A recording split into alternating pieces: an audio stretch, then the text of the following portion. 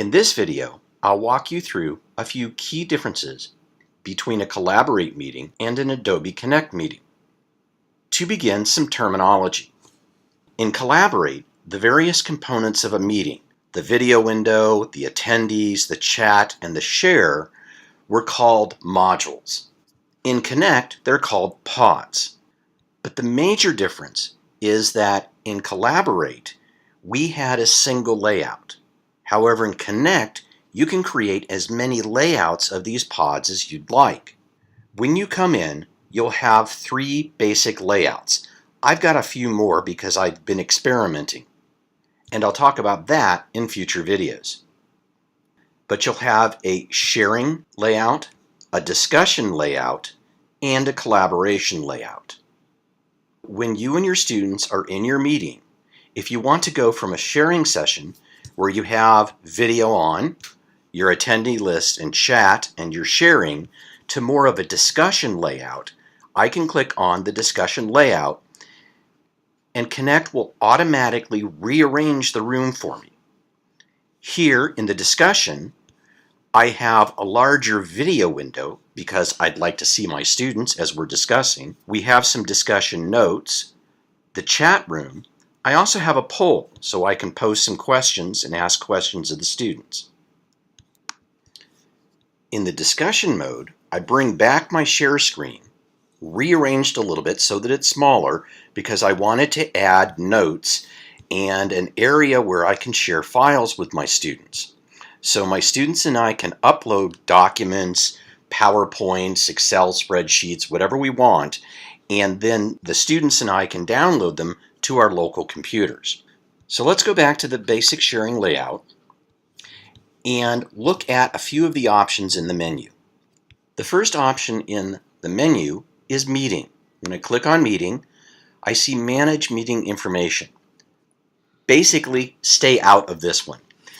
If you go in and change the information here, you may endanger your meeting. So the folks at OIA are asking us to stay out of the Manage Meeting Information. Managing access, you can invite participants. You can block guest access if you set the meeting up to allow guests but then decide not to do that. If you want to block further people from coming in, you could click here. Placing participants on hold will give you a little pop-up menu, and it will basically lock the students out of the room until you reopen it. Now, to be honest, I would say this is more for webinars where I might want to close the webinar for a little bit. I don't think I'd ever use this in class, but just know that it's there in case you'd like to use it. Going back to meeting, I can auto-promote participants to presenters. When I do this, it takes all of my students and gives them the ability to present. So if your students are going to be giving presentations, this is how you could very quickly promote students. Now, as it was in Collaborate, you do have the option to make them a presenter here. You can also make them a host. I recommend that you not do this. This gives them total control over the meeting. So you can make them a presenter, but I would not make them a host. Going back to my menu options, I can change my role to host, presenter, or participant. And again, I'm not sure why I'd want to do that, but I can. I can open up the preferences, and I have a separate video that discusses the preferences. So I'll close that for now. And I also have the audio setup wizard. Now in Collaborate, this was under the tools, I believe. So my suggestion for you and your students is every time you come in, run the audio setup wizard. And there'll be a separate little video on that. This is how I can record the meeting.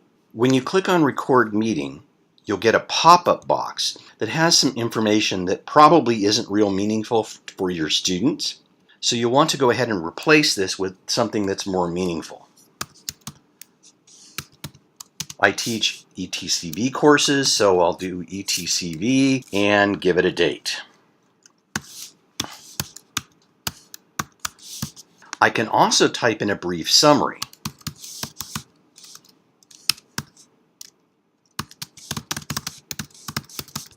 Then when I click OK, I'll get a little pop-up menu here that I can close. I can pause the recording or stop. If I close that, I can always stop the meeting by clicking here. I'll get that pop-up again, and I can pause the recording or I can stop the recording. Go back to my options under Meeting. One of the nice options is something called Prepare Mode. When I switch to Prepare Mode, it allows me to come in and make changes to the modules, say upload a file for a screen share. And what happens for the students is they don't see me going through all of the actions of finding the file, which if you're like me, you forgot where you put it on your desktop, so you're going through all sorts of folders until you find out where it is. So when you're done, you can go in and in Prepare Mode, and there's also a little icon down here, looks like a little wrench and screwdriver. You can click on that and that will take you out of Prepare Mode. Another very nice option, if you're teaching with someone else, is to enable the presenter only area. This opens up an area where you and a co-presenter, someone else who is a host or a presenter, can have a chat, can have notes ready, files that you might want to use, and on the left-hand side it will show you what the students are seeing in the meeting. Entering full screen is nice in that the meeting will take up the entire screen space.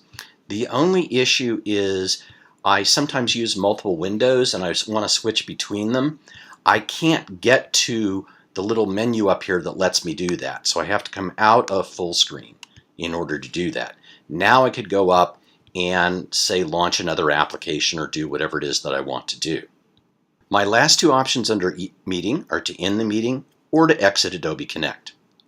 The next option allows you to create or modify the various layouts that you have.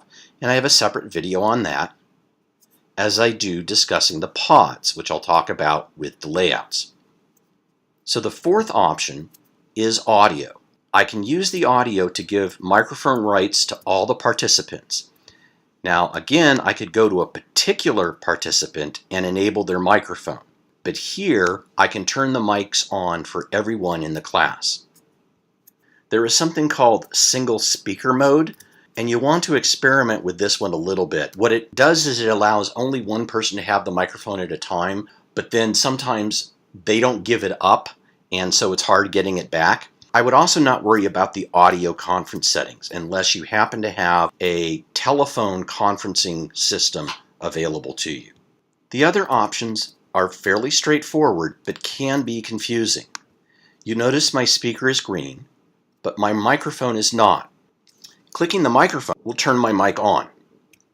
And every once in a while, you may get a little window that asks you to allow your computer to have access to your microphone. Just go ahead and click Allow. I've never quite figured out when it asks you for that and when it doesn't.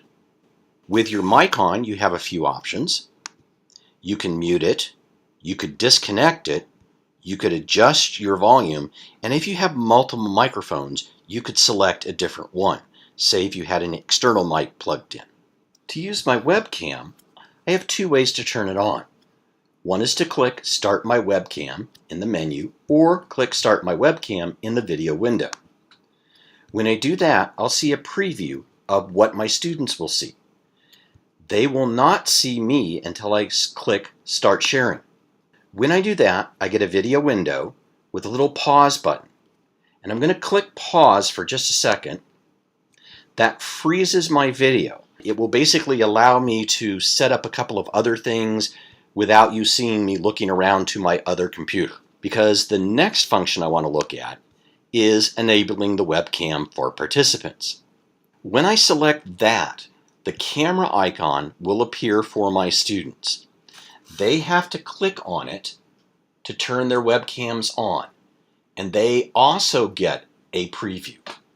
They have to click Start Sharing in order for them to come up. Now I have two ways of looking at the video. I'm currently in the grid mode, and so it would place a grid here of all of my students. There's also something called the film strip mode, in which the current speaker will appear here and all the other videos will appear down below. You can play with this in terms of how you want to use it. Now for more information on the video pod, I have another video on that. The last button I'll talk about is the Set Status. Clicking the Set Status button will show a raised hand for the participant. So I have two students who have raised their hands. When a student raises their hand, I'll get a little notification here in the corner, and I'll also have a pop-up box here. Now I can turn this window off by clicking on the little person with their hand up. Now this is a difference between Collaborate and Connect. In Collaborate, when a student raised their hand, you'd hear a little beep, and you had the option of clearing all raised hands. Here, you could clear an individual student, or if you go to the Attendees pod, you can clear everyone's status. And I'll be going through the Attendees pod in more detail in another video. If you click on the down arrow, you'll see the various options, and they're very similar to what they were in Collaborate. So that's the basic layout of Collaborate. And exploring on how to switch between the three layouts that you'll do fine in using Connect. Now, if you're interested in exploring other aspects of Connect, say the video module, the attendees, how to change the layouts, I have videos for that.